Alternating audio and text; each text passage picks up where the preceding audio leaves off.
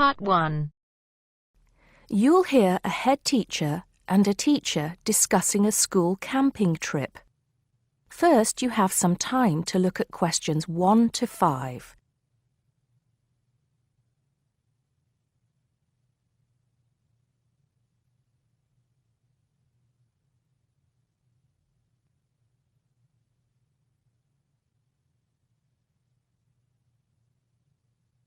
Now we shall begin. You should answer the questions as you listen because you will not hear the recording a second time. Listen carefully and answer questions 1 to 5. Good morning, Mr. Thompson. Can I speak to you for a moment? Of course, Jamie. Come in. Have a seat. I've just finished looking through the reports for this term. It looks like the pupils are doing very well. Yes, I think they are. It's all going fine. So, Jamie, what's on your mind? Well, I've been thinking about next month's camping trip, the one for Year 10. Yes, we've got it scheduled for the 23rd to the 26th, if I'm not mistaken. Actually, I think it's the 24th to the 27th. Let's just check. Oh, right. Yes, you're right. So... Well, I've been thinking about how we might possibly make this year's event even better than last year's. Not that last year's wasn't great, but... Suggestions for improvement are always welcome, Jamie. So, what have you been thinking about? Well, to tell the truth, I wasn't completely happy with the camp we used last year. It was rather small, and I didn't feel that the grounds were particularly well kept. Go on. I did some searching, and I think I found the perfect spot. It's called Shepton Meadows, and... Is that the campsite in the Lake District? No, actually it's just outside Carlisle. It's a huge site, and it's on a lovely lake, Lake Brant, I believe it's called. Half the site is forested, and the rest, the actual camping area, is grassy. For kids that rarely get to see anything more than concrete, it's ideal. And the facilities are amazing. There's a basketball court, a large pool, and a football pitch. There are well-marked trails through the forest for hiking, and the lake is there for swimming and other water sports. I believe there's even a lifeguard service. That sounds like it might suit our purposes perfectly. Did you happen to find out about availability and cost? Yes, as a matter of fact, I did. I called them yesterday evening, and there are plenty of spots available. And because we're a non-profit organisation, they said they would give me a reduction in the price. If I remember correctly, we paid £5 a head last year. Yes, per night, right? Yes, each child paid £10 for the 2 nights. Well, at this campsite, it's only £4 per night. And they told me that if we had over 50 children, which we do, they could give us a further 10% off. That's very reasonable, isn't it? Well, from what you've told me, I think we should probably go ahead and book. Excellent. I'm sure the children will love it. I'm sure they will. Before you hear the rest of the conversation, you have some time to look at questions 6 to 10.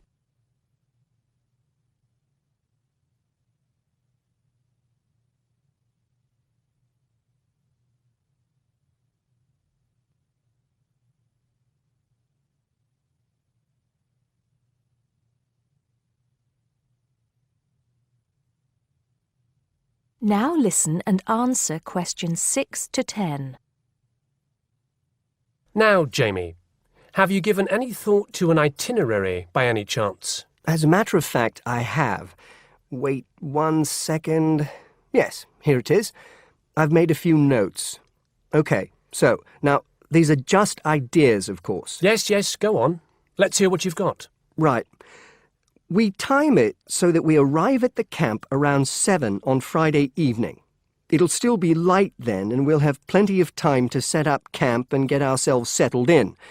At 8, we could have a barbecue, hamburgers and hot dogs, something that's nice and easy to prepare. And that children love. Yes. Then, lights out would be at 9:30, so the children will get a good night's sleep and be up bright and early at 7 on Saturday morning. Breakfast would be at 7:30, an hour's hiking from 8 till 9, and then a couple of hours at the lake. That would take us up to 11. I think that an hour of free time would then be in order. Let them have a chance to explore a bit on their own, you know? Yes, great idea. And then? Let's see, a picnic lunch at 12, and then sports in the afternoon till 4. Another swim until 5, and then supper. After clean-up, around 6:30, we could have a talk-back session, where the children get a chance to discuss their day and anything else they might have on their minds. Then a campfire and sing-along at 8, back to the tents at 9:30, and, well, that takes care of Saturday. Excellent, excellent. That would certainly keep them busy. What about Sunday? Sunday, right. As on Saturday, same wake-up and breakfast times, and then I thought we could go on a bit of a day trip. There are some caves about an hour's walk from the camp which I thought the children might find interesting. We could leave at 8, which would mean we'd get to the caves at 9. They could explore for a couple of hours, and we'd head back at 11. 12 o'clock would see us back at the meadows. An hour's swim, and then lunch at 1. Then we could have organised games in the afternoon until supper at 5. It would take us an hour to clean up our sites and pack up. We'd be on the buses at 6 and all set to head back into the city. Well now, you've certainly put a lot of thought into this, Jamie, and it's paid off. I think it sounds wonderful. I can't think of a thing that needs to be changed. Let's go for it. Brilliant! I'll get the itinerary printed up and put it up on the notice board this afternoon.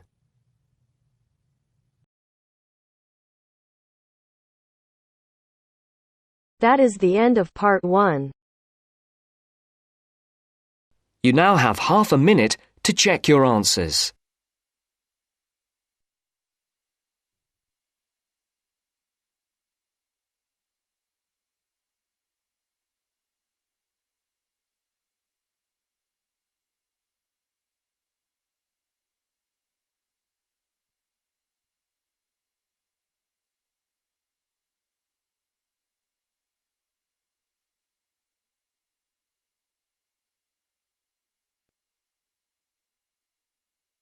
Now turns to part 2. Part 2. You will hear a conversation between a customer and a shop assistant. First, you have some time to look at questions 11 to 15.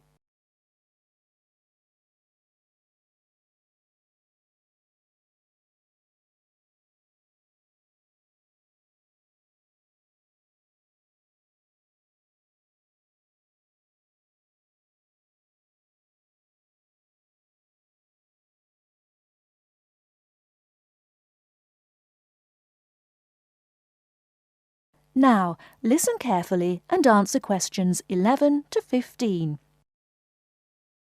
I'm interested in buying a radio. Can you help me? Yes, of course. As you can see, we have this analogue radio on special offer today for £29.99. They are normally £35. We've also got a much more modern range of digital radios. These are over here. Oh, yes. What are they? They're the new technology. This one, for example, sells at £95. The analogue radios are looking a bit old-fashioned now. Are they? What's so good about these new ones? Well, the main advantage with the analogue ones is, of course, cheapness. But the main advantage with the digital ones is the number and variety of stations you can get. Hundreds of them. All kinds of stations, playing music, rock, pop, classical, everything in fact. As well as news, current affairs, comedy, all sorts. What about the sound quality? The quality is very good. Under certain circumstances, you can get amazing sound quality with analogue, but this is usually with very expensive radios which would normally be part of a hi-fi sound system. We have lots of those on the 3rd floor if you're interested. The second great thing about digital is clarity.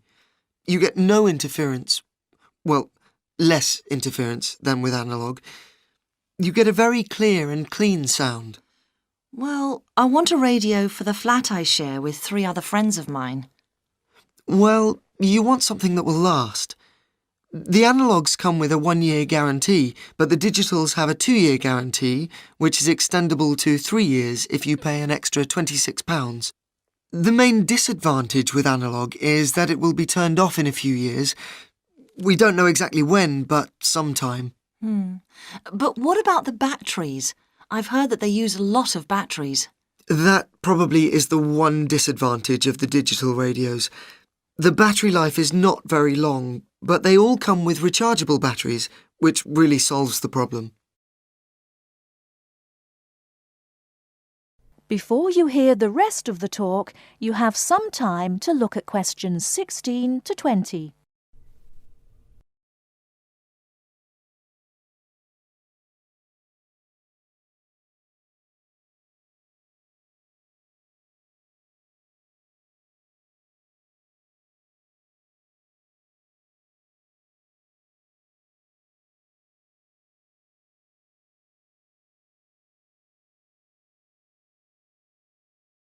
Now listen and answer questions 16 to 20.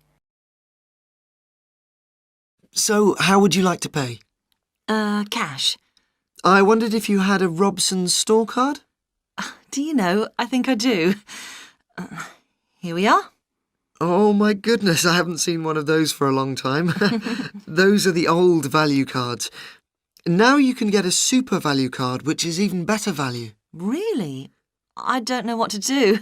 Well, I can change you onto a super value card if you want. With the super value card, you get double the standard number of points and your free credit period is longer. With your old card, you get 1 month's free credit, but you can get 3 months free credit with the new card.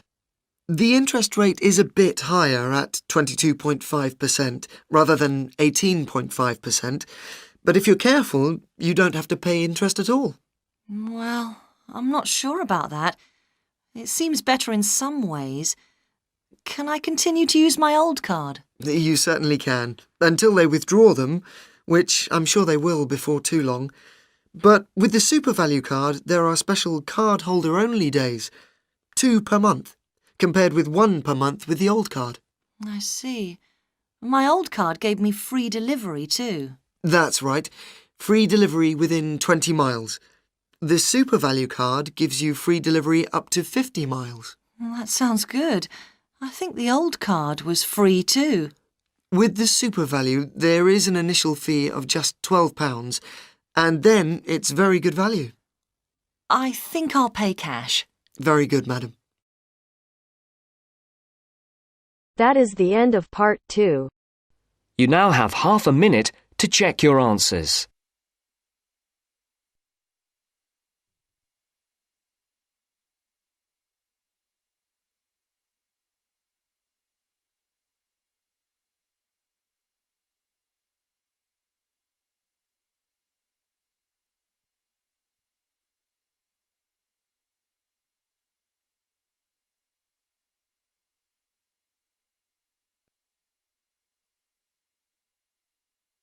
Now turns to part 3.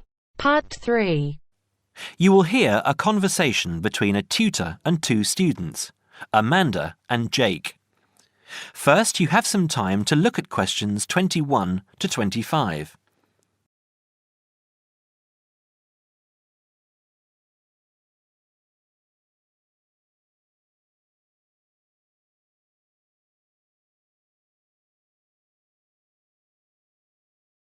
Now listen carefully and answer questions 21 to 25. So, Jake and Amanda, how did the project go? Very well, I think, Dr. Hinton. I certainly learned a lot and enjoyed myself at the same time. Me too. So, remind me, what was your project about? Basically, what makes successful people? Let's call them top achievers successful. Yes. How are they different from us? What do they do that other less successful people don't do? Interesting. And did you come to any conclusions? Quite a few, actually. Good. Share some with me then. Well, I'd always thought that a top achiever would be the sort of person who would bring work home every night and slave over it. but it appears not. Those types tend to peak early and then go into decline. They become addicted to work itself, with much less concern for results. We found that high achievers were certainly ready to work hard, but within strict limits. They knew how to relax, could leave their work at the office, prized close friends and family life, and spent a healthy amount of time with their children and friends. There's a lesson for us all there. Anyway, go on. It's also very important to choose a career which you enjoy, not just one that pays well or which assures you of a pension many years down the line. Surely that's important though, Amanda. Yes, I agree, but being happy in your work is far more important than anything else. Top achievers spend over 2/3 of their working hours on doing work they truly prefer and only 1/3 on disliked chores. They want internal satisfaction, not just external rewards such as pay rises and promotions. Before you hear the rest of the conversation, you have some time to look at questions 26 to 30.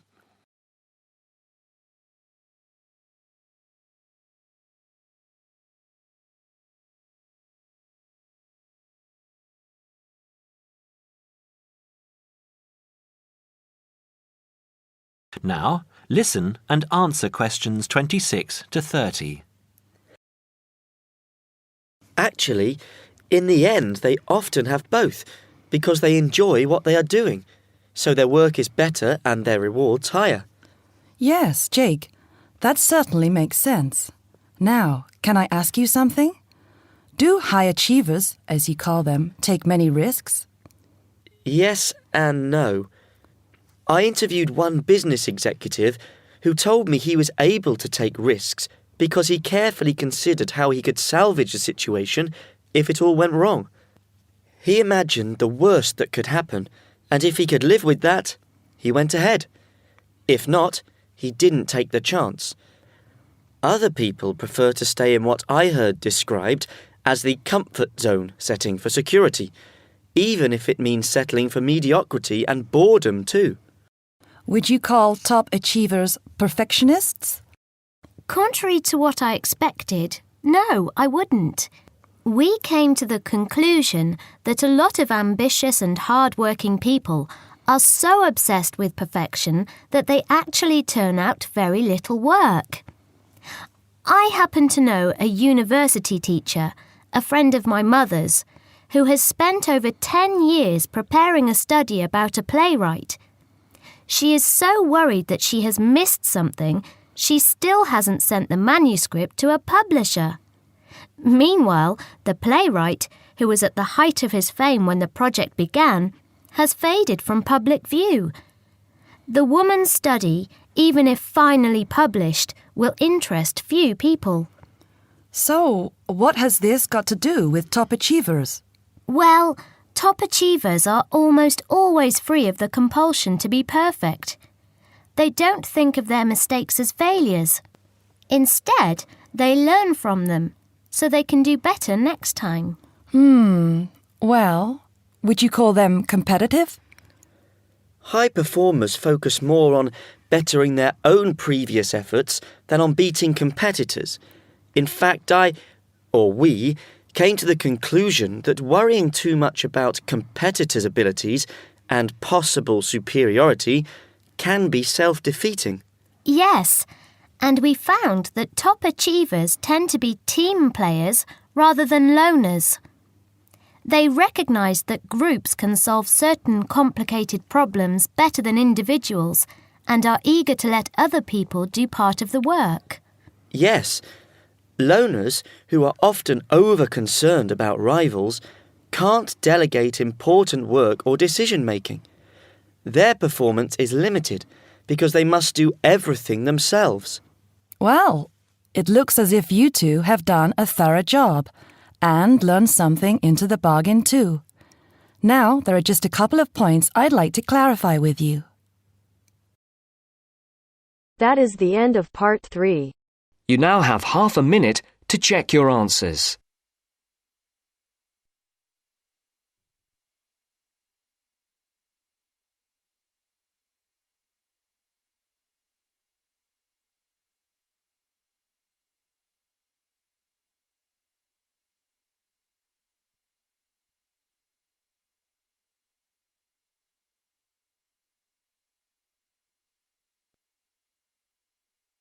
Now turns to Part 4. Part 4.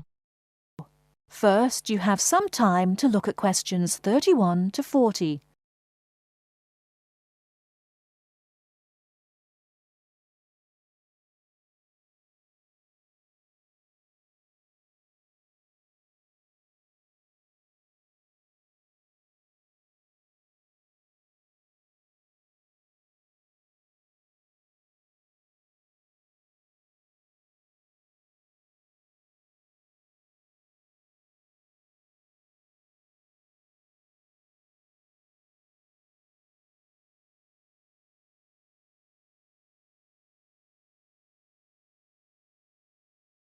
Now listen carefully and answer questions 31 to 40.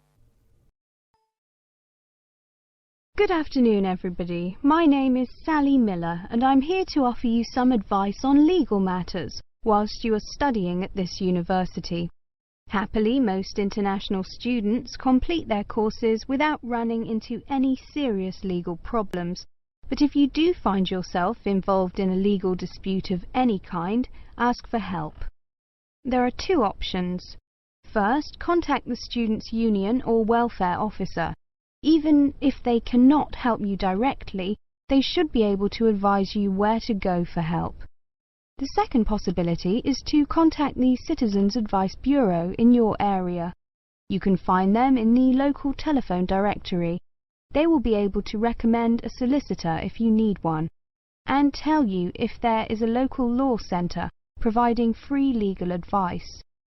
They will also be able to tell you whether you can claim legal aid to help pay for any court and legal fees. Let me give you some basic information about the police. The police have the power to stop and search anyone who appears to be behaving in a suspicious manner. If you are arrested for any reason, even if you know it to be a wrong reason, remember a few very important things. 1. Don't be aggressive. 2. Do not try to bribe the police officer. 3. If you are arrested by plainclothes police officers, ask to see some form of identification. 4. Give your true name and address if the officer asks you to. Lying to the police is a criminal offence. 5. Do not sign any statement until you have received advice from a solicitor. There is always a solicitor on duty at every police station. 6. You will be entitled to make one telephone call. If you use this call to telephone a friend, urge your friend to contact someone from your university or from the Students' Union and get advice about what you should do next. If you find yourself in trouble with the police, it is very important to get professional advice. Contact any of the following: your university welfare officer, the Students' Union at your university, your local Citizens Advice Bureau, a local law centre.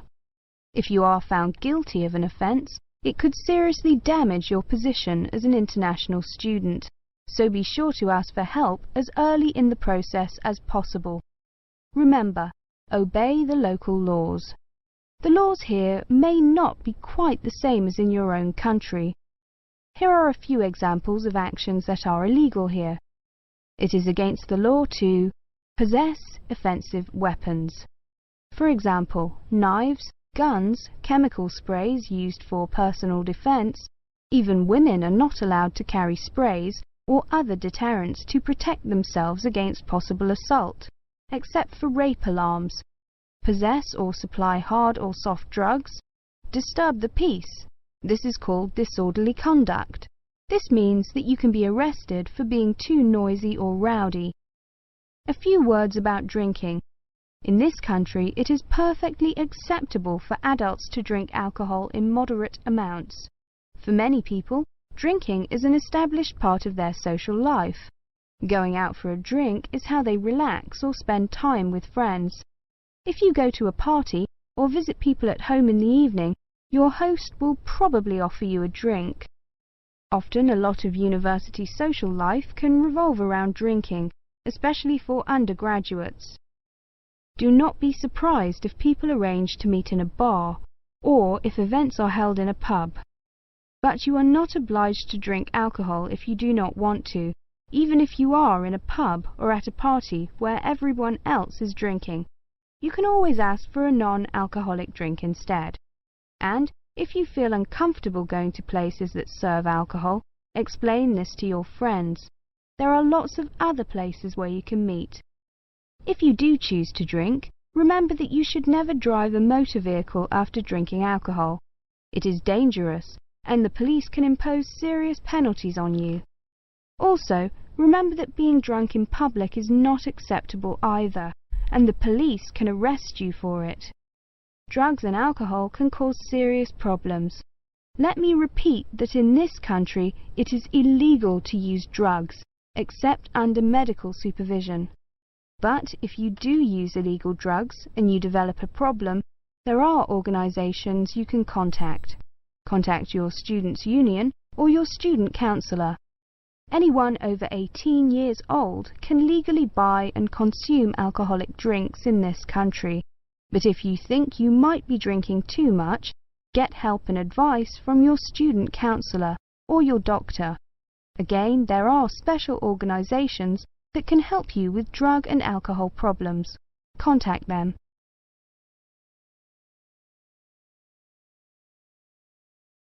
That is the end of part 4. You now have half a minute to check your answers.